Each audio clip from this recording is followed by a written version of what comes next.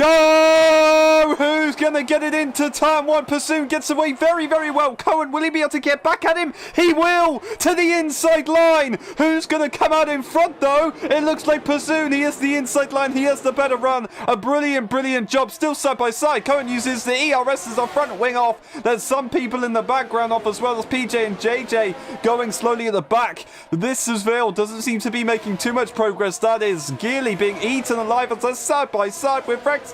Surely that's not going to work. Rexty goes off the circuit momentarily, tries to stick his nose back in, has to go off again. Geely just about holds on to the position, but now he's looking to the outside line. We've got Robbo behind. He's very, very close to the back of Benjamin's very close to the back of him. Right to the inside line. These two going side by side. Rexty's right there though. Now it's side by side with the Alpine and the McLaren. The Alpine to the inside line. He should have the advantage. Ben's going to get through, and there's all of a sudden Rexty luckily doesn't do enough, but he's got damage now already on lap one. What a shame. But looking for the back now, there could be Benjamin on the inside of Robbo into turn one, no space given whatsoever. A bit of wheel barging out of the exit of turn two. Who's going to get the better traction? It's going to be Ben on the outside, and into turn four he needs to be careful, and he makes the move stick into P5. Ferrari are working well here to get ahead of the rest of the field.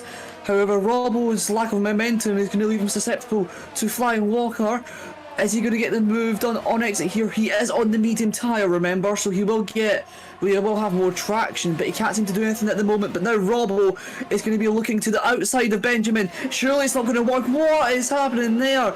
There was no space there, and Robbo and Benjamin have collided once again. And he's already going on the attack, trying to look for the move. Gonna go the long way round, not gonna try and go for a switcher route, and DRS isn't available. So it's a drag race into turn one. It looks like Frantic has the upper hand, but energy is available. A bit of slipstream as well, and the inside line to Gilly. Frantic doesn't really need to leave any space, still tries to do it, and that's Flying Walker spotting an opportunity. They're going to be going to turn four. Luckily, Flying Walker backs out, but he makes contact with the back of Gilly, and Gilly is round. Just a heads up, I think Frantic on the front right end plate has significant damage. You'll be able to see it through the corners and the cinematic camera. A big chunk missing off that AlphaTauri, and now Flying Walker is going to be all over the back of him. He's got him in his sights. That's a great exit by Flying Walker. He looks to the inside now, coming into the last corner in just a second. It looks as though Frantic has got a lot of straight line speed, but Dave Raptors is going to look for the move. He's boxed in, and he's going to send it up the inside of Frantic. Flying Walker is going to try and get this much back as well. He loses the back end, and this is Robbo's chance to get back into the fight. Now with the RS enabled, he's got the momentum into turn one now. Who's going to be coming on top? It's further ahead. Frantic and Dave Raptors is battling, but into turn one now. Robbo outbreaks his opponent, and that's him into P5. He wanted to have a go Frantic, ended up losing 2 positions. So he does seem to be wanting to go for a move on the AlphaTauri, but here comes this is Vale. He's got a brilliant run. He's not going to be able to have a go on the Alpine, but he's looking around the outside. There's contact. Oh, that's Flying Walker round, but luckily this Vale stays in it. Flying Walker to the outside line. JJ recently did just make that move into the braking zone of the final corner, trying to stick it to the inside, just about does. That's going to leave him vulnerable to Gilly. Gilly can't get a good enough exit, but he is able to close up. He's on that hard tyre. He's only going to get quicker. Looking back at the battle for P3 though, between the two teammates, Dave Raptors and Robbo, into the final corner, I think Robbo's just going to go for the move. These guys working cooperatively to get the DRS, which they do. They're pushing Dave Raptors to the wall, in fact. On the exit, I think Dave Raptors is going to use the DRS and slingshot back past Lizzie. Robbo's going to use the battery a lot to try and pull away from Dave Raptors, but into the first corner. Surely he's going to look for the move. No, he doesn't. He stays behind Robbo at the moment. Looking further back though, JJ and Flying Walker into turn one. They make a bit of contact and JJ's round. Not enough space given there. Keeping a good position at the moment, even with this, very big handprints, but this is Vale's had enough. He sent it up the inside out of turn 13, and now coming onto the straight in just a moment's time, he can't get past. The straight line speed is far too immense for him. This is Vale go very wide to enter this corner to try and get straightened up, put that throttle on nice and hard, maybe get the overspeed. Is he going to be able to push? No. I don't know what to say. This time he's going to fly up the inside, leave him little to no room, but oh my days, look at the straight line speed. That is frankly disgusting. As that is a big mistake and a brilliant run for this as well. This time it might be a little bit easier. Is he going to send it onto the inside? Will he get the better traction? This time he's kind of delayed. He can't get on the traction too early. Once again, it's a mirror image. This time drops back a little bit earlier than before. He's pushing, frantic to the limit, so he tries to blast everything he can. It might be time to go for it now, you know. He's spent a couple laps trying to force a mistake, and he does manage to find that mistake, using all the energy he possibly can, does frantic, but this is Vale still decides not to. I think if he did use that ERS, he probably would get through, you know. And he's showing it now. He's pulling away. He's not using any ERS, and we see this is Vale finally go for Frantic's out! Frantic's out of turn 13, and that is a full core safety car. But he's gone for it.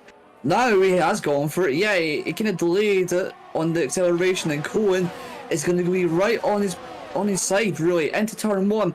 Who's going to be last of the late breakers? It looks like Pursuna's swooping around the outside. He's going to have the inside for the next corner. He gets it beached on the curb a little bit.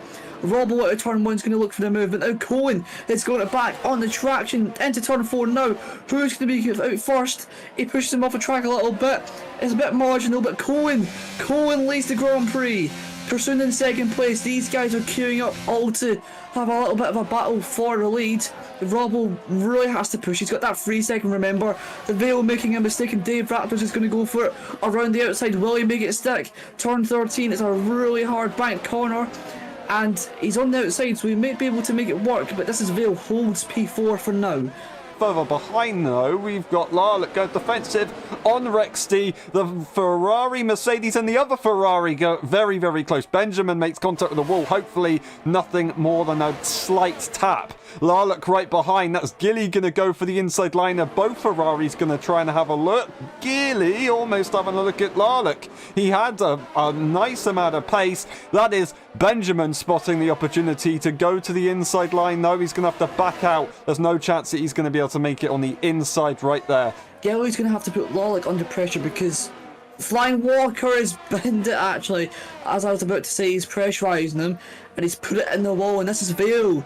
He's also got a 3 second time penalty, so this race is really unravelling for some of the top guys. Could it be a double overtake for the Ferrari team on the Red Bull? They are definitely going to give it a shot. To the inside line, Benjamin will go.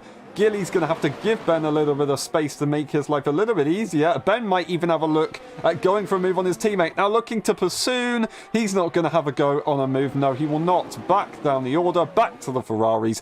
Benjamin does make that position, and Larlock's going to try and come back. Gilly's going to be a little bit annoyed at that one, I'm sure, but Benjamin still manages to get in front. It's better to be your teammate in front than it is anybody else. Flying down to the last corner in just a second. The Black Sea on the right hand side, and also on the right hand side will be Pursuing into the last corner. Cohen backs off to get the DRS for the main straight.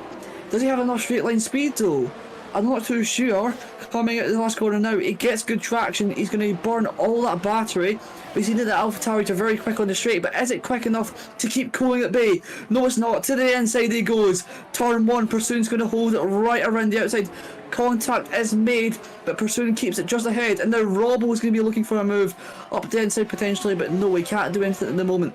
The gap's around about a second. Cohen going to be burning that battery like all hell to try and keep within that 1 second, which enables the drag reduction system. Now coming onto the straight just before the DRS point, it's 1 second. This is going to be crucial to decide the race, and has he got it? I don't know.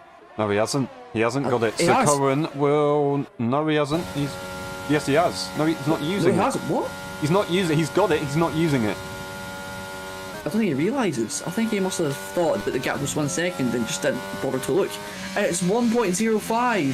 So he's just keeping it out of DRS at the moment, but Cohen uses literally everything he's got left JJ out of the race. That could bring a safety car. It is. What a shame for Robbo. He's about to go for a move.